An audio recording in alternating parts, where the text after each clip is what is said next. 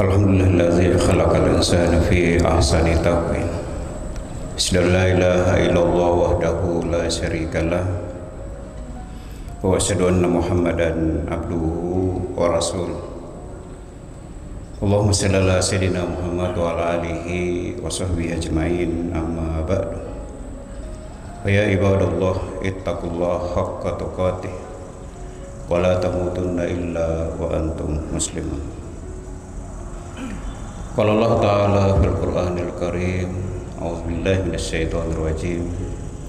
Laqad ja'akum rasulun min anfusikum azizun 'alaihi ma anittum harisun 'alaikum bil mu'minina raufur rahim. Fa in tawallaw faqul hasbiyallahu la ilaha illa huwa alaihi tawakkaltu wa huwa rabbul arsyil azim. Sadaqallahul azim.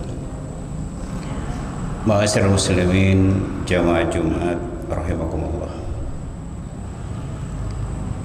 Sebagai hamba Allah yang beriman dan bertakwa, wajib kiranya kita senantiasa mensyukuri segala nikmat Allah, dan bentuk rasa syukur itu adalah menjalankan perintahnya dan menjauhi larangannya, seperti yang kita tunaikan pada saat sekarang ini. Kemudian salawat dan salam kita curahkan kepada Rasulullah Sallallahu Alaihi Wasallam dengan memperbanyak membaca salawat, menandakan bahwa kita benar-benar cinta kepada Nabi. Man ahabbani qana ma'i fil jannah. Siapa yang mencintaiku akan bersama-samaku di dalam surga, kata Nabi. Dan tanda cinta itu adalah fazikran katsira, banyak menyebut-nyebut yang dicintai. Semoga kita tergolong di dalam sebagai umat yang senantiasa bersalawat kepada Nabi, sehingga kelak kita akan mendapatkan syafaatnya insyaallah. Hadirin jamaah Jumat rahimakumullah. Saat sekarang ini kita berada dalam situasi yang sesungguhnya tidak menentu, terutama secara psikologis. Ada rasa khawatir, ketakutan yang berlebih, terutama karena adanya pandemi. Karenanya patut kiranya kita renungkan bahwa memposisikan diri kita sebagai manusia yang diciptakan oleh Allah fi ahsani taqwim, sebagai makhluk yang sempurna. Bintu Syati, seorang fasir yang nama aslinya adalah Dr. Aisyah Abdurrahman, membagi manusia di dalam Al-Quran. Yang pertama, manusia disebut dengan al-bashar. Qul innama ana basyarum mislukum. Katakan Muhammad bahwa aku adalah manusia. Al-bashar di sini adalah pengertiannya biologis.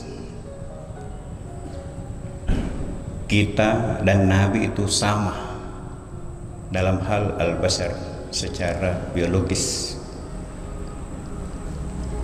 Tetapi manusia bukan hanya biologis yang lahir dan melahirkan, yang berkeluarga, yang butuh makan minum, yang hidup dan mati. Tetapi lebih dari itu, ada tingkatan lain, fungsi lain kita sebagai manusia, yaitu fungsi psikologis, spiritual, yaitu kita manusia dipanggil dengan al-insan. Wa ma khalaqtul jinna wal insa illa liya'budun.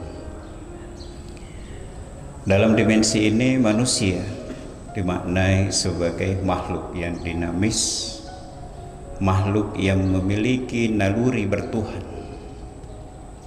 Inilah kaitannya dengan kondisi kita sekarang ini, bahwa kita sebagai makhluk Allah yang memiliki kebutuhan spiritual, yang hidupnya dinamis, sehingga secara psikologis kita memiliki naluri bertuhan. Lalu bagaimana kita menghadirkan Tuhan, menghadirkan Allah dalam keseharian kita, terutama dalam kondisi pandemi sekarang ini? Maka dalam hal ini kita manusia harus dengan keimanan dan ketakwaan kita penuh keyakinan bahwa segala sesuatunya itu Allah ciptakan, datangnya dari Allah dan akan kembali kepada Allah.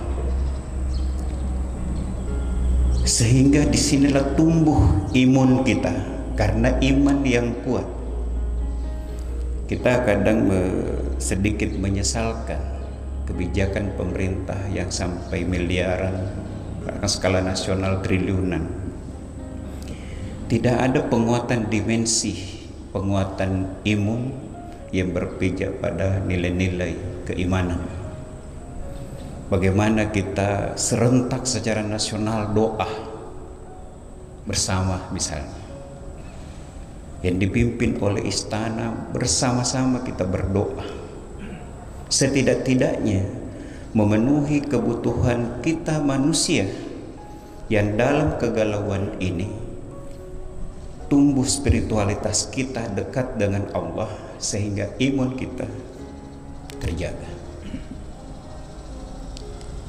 Lebih dari itu, untuk penguatan spiritualitas kita, taqarrub ilallah, mendekatkan diri kepada Allah, adalah melalui ibadah yang tanpa perantara antara kita makhluk dengan Khalik.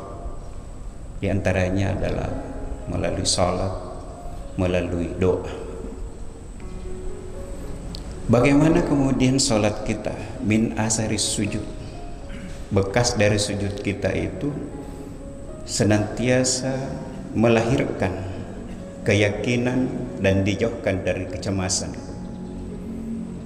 Karena menurut ilmu medis, orang-orang kedokteran, terutama psikiater,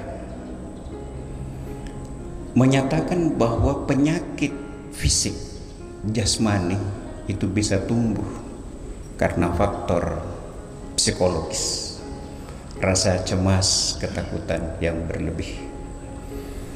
Karenanya marilah kita memperbanyak ibadah, taqarrub ilallah.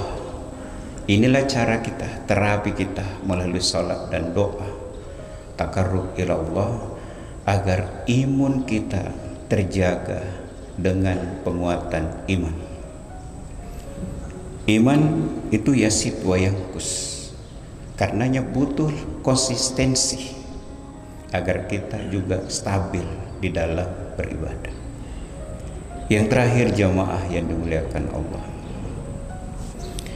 manusia menurut Bintu Syatib dalam Al-Quran, selain al-basar yang berarti biologis, kemudian al-insan secara psikologis, juga an-nas secara sosiologis, bahwa kita ini makhluk sosial.